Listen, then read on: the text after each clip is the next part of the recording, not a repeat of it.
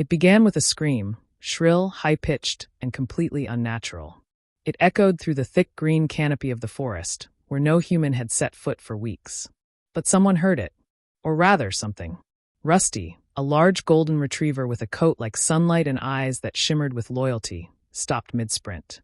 He had been chasing a squirrel, a favorite game of his, but that sound snapped him into focus. Ears perked, nose twitching, tail frozen, he turned toward the noise with instinct sharper than any blade. His paws moved before he could think. And then he ran.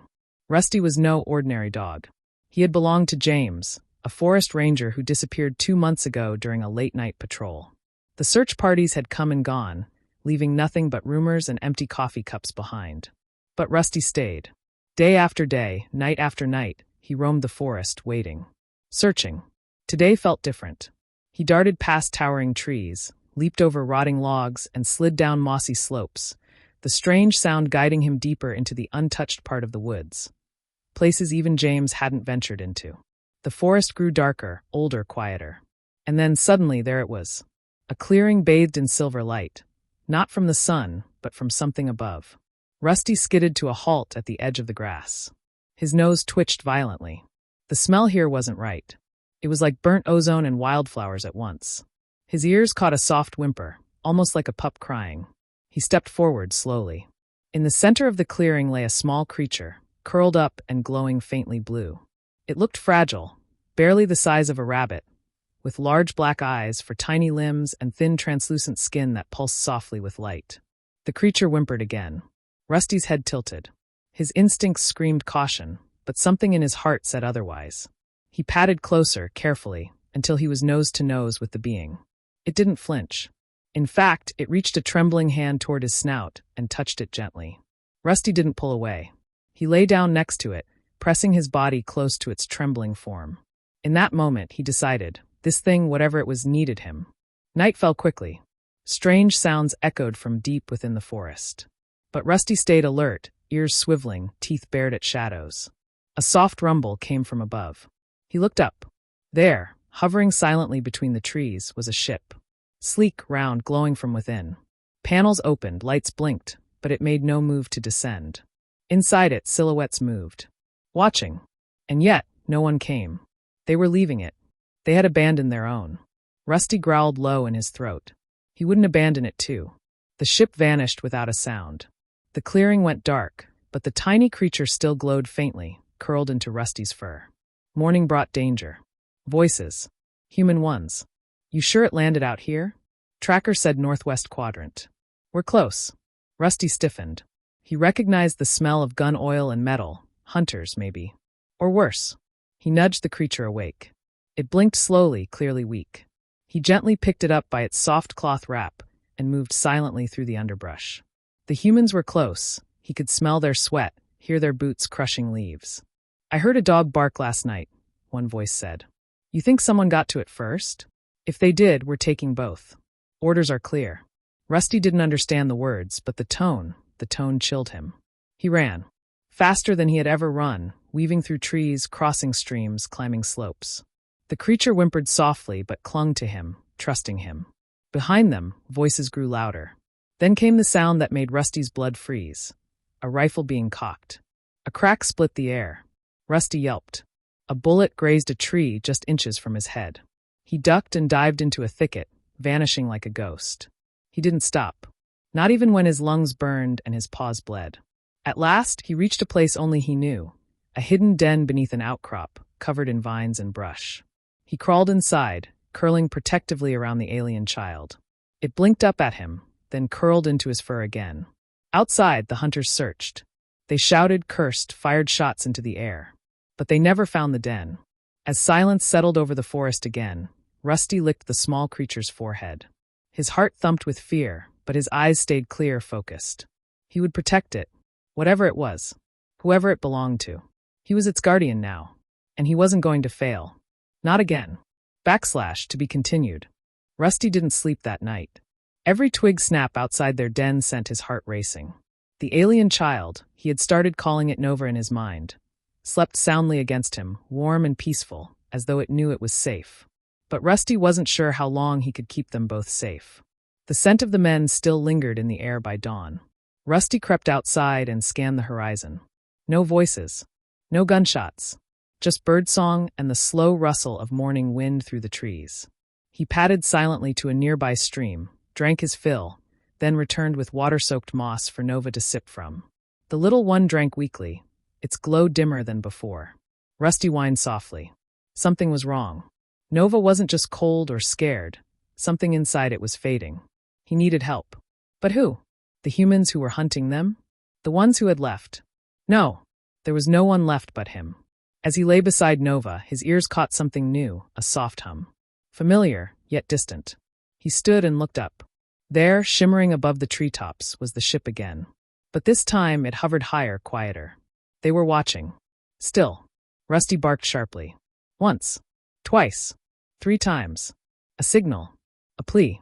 He stood in the clearing, tail raised, ears alert. Nothing happened. Then, a beam of light scanned the forest. Rusty shielded Nova with his body. The ship dimmed and pulled back into the clouds. Gone again. Hours passed. Nova grew weaker. Its skin now pale, its pulse barely glowing. Rusty nudged it, licked its face, tried everything he could. Nothing helped. Until a scent drifted in, wild herbs and cool stone. James had taken Rusty through the forest many times. There was a place, a natural spring near a cluster of glowing mushrooms that James once said had healing properties. Rusty had never paid much attention before. But now he carefully picked up Nova again and began the climb. It wasn't easy. The path was narrow and steep, with thorns and loose rocks. Rusty slipped once, badly scraping his leg. But he pressed on, driven by something deeper than instinct. When they reached the spring, it was like entering another world. The air shimmered, cool and blue. Mushrooms glowed softly along the rock walls. Water trickled gently down into a clear, shallow pool. Rusty lay Nova in the water. At first, nothing happened. Then Nova's glow flickered. Faint, then brighter. The water rippled around it, forming tiny waves that shimmered with blue light. Nova let out a soft sound, almost like a laugh, and opened its eyes fully for the first time. Rusty barked with joy. The spring was working. For the next few hours, they stayed there. Rusty drank and rested, while Nova floated gently in the pool, its color returning, its body stronger. When it climbed out on its own and reached to pat Rusty's head, he felt a surge of warmth in his chest. But peace was short-lived. The scent of fire reached his nose first. Smoke. Then came the sounds, crashing boots, shouting voices, the crackle of burning wood. The hunters were back. And they weren't alone. Rusty peeked through the brush. A group of men, some in black uniforms, carried scanners and weapons. One held a glowing device, tracking Nova's energy. "They're close," one said. "We'll torch the ridge if we have to." Rusty's breath hitched. They would destroy everything. Nova touched his paw, its eyes wide with fear. Rusty knew what had to be done. He ran. Not away, but toward them. Bursting from the brush, he barked loud and fast, drawing every eye. The men turned, startled. One lifted his rifle. "Don't shoot," someone shouted. "That's the dog." Too late. A shot rang out. Rusty tumbled sideways, pain exploding in his side. He hit the ground hard. For a moment, the world blurred. Then he heard it, a new sound. A roar. Above them, the ship descended, fast and furious. Light blasted from its underside. Wind screamed through the trees. The men scattered, shouting, dropping gear. A beam of light engulfed Rusty. He rose, weightless, lifted gently as the world below faded.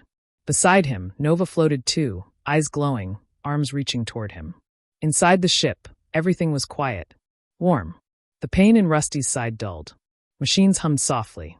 Gentle hands, alien but kind, reached toward him and Nova. A tall figure, thin and glowing, knelt before them. It touched Rusty's, wound with a glowing hand. Heat surged and then calm. Rusty's breathing steadied. Nova ran into the figure's arms. They were home. Rusty's eyes fluttered closed. But not from sleep. From peace. To be continued. Rusty awoke not to the sounds of the forest, but to soft vibrations beneath him. A quiet hum that felt like a heartbeat. He lay on a smooth surface, warm and glowing. Around him, walls shimmered with shifting colors, and the air was filled with peace. Nova sat close, watching him. When it saw his eyes open, it let out a joyful trill and leapt into his side, wrapping its tiny arms around him. Rusty gently nudged it, tail thumping weakly. The wound on his side was gone. Only a faint patch of fur remained ruffled. Whatever these beings were, they had saved him. Just as he had saved Nova. The tall figure that healed him approached. Though alien, it radiated gratitude. It knelt, placing its forehead gently to Rusty's. A gesture of thanks, of honor. They showed him visions, not with words, but with light and feeling. Rusty saw flashes of Nova's crash, the decision to abandon it to protect the others, and their deep sorrow for leaving it behind. But he also saw himself, running, protecting, never giving up. A creature not of their kind, but braver than many. And then came a choice. They opened the ship's viewport. Below, the Earth rotated slowly in space. Forests, mountains, rivers, it all looked so small now. Rusty tilted his head. He could stay. With Nova. With this family who had accepted him. Or he could return, to the trees, the wind, the soil he knew. But then the vision changed again. He saw the forest burned. The hunters still searching. Others like Nova, hidden, scared, stranded. And something stirred inside him. A purpose. He couldn't speak. But the answer was clear in his eyes. He would go back. The aliens understood. A platform descended. Nova tried to follow, tears in its dark eyes. The tall alien held it back, gently shaking their head. This was not goodbye. Not forever. Just a different path. Rusty stood tall as the door opened. He returned to Earth under cover of night. They set him down at the edge of the forest he had once roamed freely. A collar hung gently from his neck, not a tracking device, but a gift. Embedded with knowledge, memories, and a silent message only those worthy would ever understand. Weeks passed. The hunters were gone. Scared off by what they had seen. Rusty became a legend among rangers and hikers. A lone golden retriever who appeared when people were lost. Who guarded strange lights in the woods. Who never barked without reason. They never knew the full truth. But sometimes late at night, campers would speak of a strange blue glow in the trees, and a shadow moving beside it, strong, silent, and golden. One autumn evening, as the forest turned gold and red, a young girl wandered too far. Lost, crying, scared. Rusty found her. He didn't bark, just nudged her gently and led her back toward the trail. Her tiny hand gripped his collar, and for a moment it glowed. She never told anyone what she saw in her mind, but she stopped fearing the dark. She started drawing stars, and on her wall, she pinned a picture of a golden dog standing beside a glowing child. Rusty's story didn't end in the stars. It lived on, whenever courage met kindness. Whenever someone stood up for the helpless. Whenever one soul protected another, even when they were different. The moral? Sometimes heroes don't wear armor or carry weapons. Sometimes they walk on four legs and lead with their heart. Rusty was just a dog. But to one alien child, and to the forest he guarded, he was everything. And that was enough.